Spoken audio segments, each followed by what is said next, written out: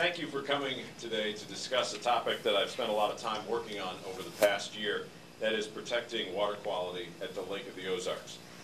There has been significant concern over the past 2 summers about E. coli contamination at the lake and questions about decisions regarding the closing of public beaches.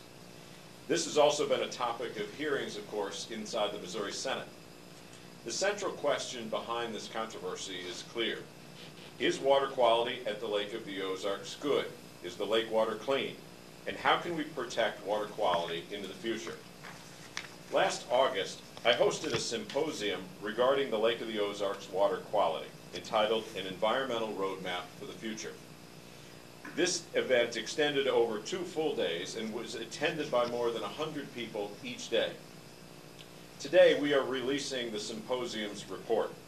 The report contains 12 specific recommendations, which I hope will serve as a roadmap for lawmakers, public officials, and concerned citizens as we work together to protect water quality at the Lake of the Ozarks. These recommendations fall into 3 different categories. First, regionalization. How can communities pool local resources, save money, and protect the area's natural resources? Second, monitoring and public health.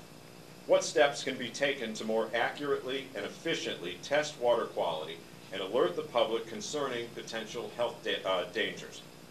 And 3, statutory changes to protect the Lake of the Ozarks and public health and to punish environmental polluters. I'll go through each of these quickly. First, regionalization. I believe that there is now wide consensus that on-site sewage disposal systems, septic systems, are the most significant threat to protecting water quality at the Lake of the Ozarks. There are estimated to be more than 15,000 systems around the perimeter of the lake, most of which were installed prior to 1996, when regulations establishing minimum standards were first adopted by the Missouri Department of Health. Experts believe that a high percentage of these pre-1996 systems would not comply with current standards, and many of them are likely failing. There have been numerous studies and reports conducted over the past 20 years recommending the elimination of these systems. The best way to do this is through a regional sewer effort, which is why our #1 recommendation is for the commissions of Camden, Miller, Benton, and Morgan counties to work together to create a regional sewer district whose boundaries would surround the Lake of the Ozarks. Our report provides specific guidelines on how this could be done given existing statutes. I also recommend a specific statutory amendment that would give such districts the authority to generate revenue through locally enacted sales taxes, in addition to the bonding method for revenue generation that is currently allowed in Missouri law. The Lake region is unique in that the vast majority of people who would benefit from the services provided by a regional sewer district do not actually live in the district, at least not full-time. They should share in the financial burden to construct and operate a regional sewer system. To assist with a regional effort, I'm also recommending that the University of Missouri Extension Office conduct a study to determine the number and location of on-site sewage disposal systems around the perimeter of the lake. That's recommendation #2.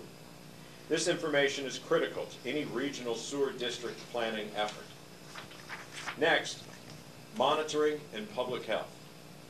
I'm convinced that microbial source tracking is an essential tool that should be used at the lake to discover the primary sources of bacterial contamination.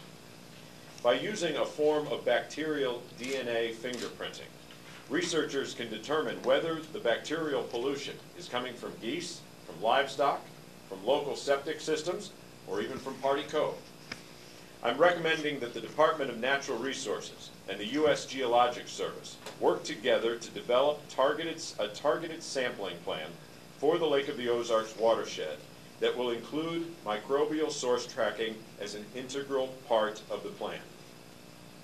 Also, with regard to monitoring, I believe it's extremely important for Ameren UE to continue to support the Department of Natural Resources and the Lake of the Ozarks Watershed Alliance in their water quality monitoring efforts.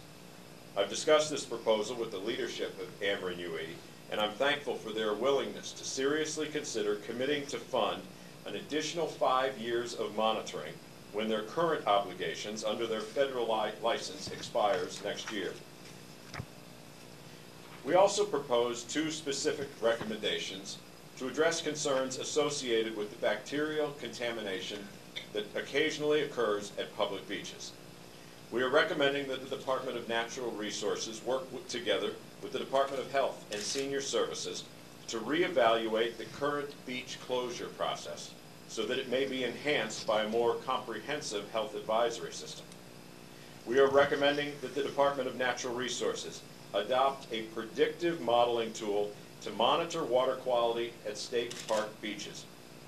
Such a tool would record real-time environmental data that has been shown to highly correlate to area bacteria levels. Experts agree that the current sampling methodology, whereby samples taken on a Monday or a Tuesday to determine whether a beach should be closed on a Saturday or a Sunday, is ineffective because of the rapidly changing nature of the bacterial conditions in the water itself. By adding computerized buoys to coves in front of the lake's public beaches, we can collect real-time data that will tell us within hours, not days, whether a public health concern exists and whether a beach should therefore be closed. The most immediate water quality concern at the Lake of the Ozarks is nutrients. In 2010, the Missouri Clean Water Commission added 2 arms of the lake to the state's lists of impaired waters. The cause of the listing was pollution from nutrients coming from urban and non-urban stormwater runoff. I am recommending that the county commissions in the 4-county region encourage low-impact development landscaping around the perimeter of the water's edge and the use of low phosphorus or phosphorus-free fertilizer within the area watershed. This could be accomplished through local ordinances, through education, and/or through financial incentives. And finally, statutory changes. Because a regional sewer system cannot be formed or built within the next 3 to 5 years, and some areas may not have sewer coverage within the next 15 to 20 years, if ever, we are recommending that the legislature enact legislation requiring all on-site systems located within 2,500 feet of the Lake of the Ozarks to pass an inspection at the time of sale. Failing systems would be required to upgrade or connect to a regional sewer system as soon as that becomes available. This is one of the most important and far-reaching recommendations in the document.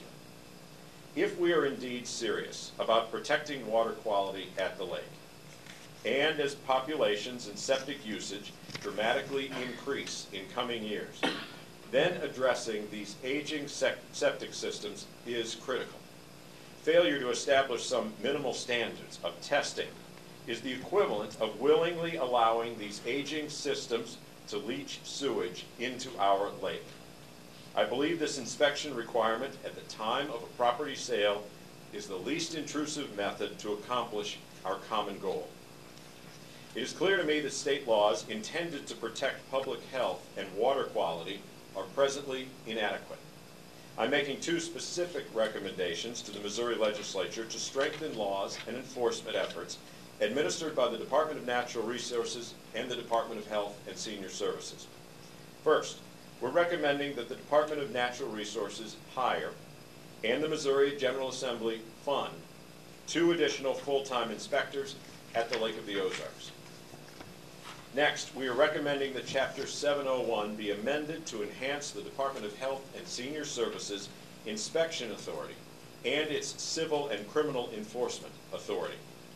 Health inspectors should be able to inspect on-site disposal systems that they suspect are failing without having to wait for neighbors to complain. And county prosecutors should have the ability to impose civil as well as criminal penalties and to seek injunctions for non-compliance within the health codes governing on-site sewage disposal systems. And to assist the property owners on fixed incomes, who own grandfathered systems, which they wish to upgrade and to bring up to code. I'm recommending that the legislature consider tax credits or deductions that would assist such individuals with the cost of replacing old and failing on-site disposal systems.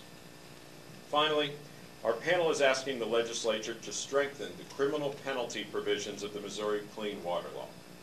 This law is the primary enforcement tool that Missourians use to protect the Lake of the Ozarks and our other state waterways. Currently, the most a polluter can be criminally charged with is a misdemeanor, regardless of the damage caused or the intent of the person who created the damage. A citizen who pours half a can of motor oil into a storm sewer is treated no differently now than an interstate trucker who dumps thousands of gallons of gasoline into a road ditch. I'm recommending that a person who willfully or recklessly commits any violation of the Clean Water Law that creates a substantial likelihood of endangering human health, the environment, or property be guilty of a felony. This language is similar to language that presently occurs in numerous other states and is long overdue here in the state of Missouri. My goal is that the symposium and this report will be a tool for state and local leaders to start making efforts to protect the water quality at the Lake of the Ozarks today. I'm confident that if we continue to work together in a positive and respectful manner, we will protect this valuable resource for future generations. Thank you. That's the prepared statement, and I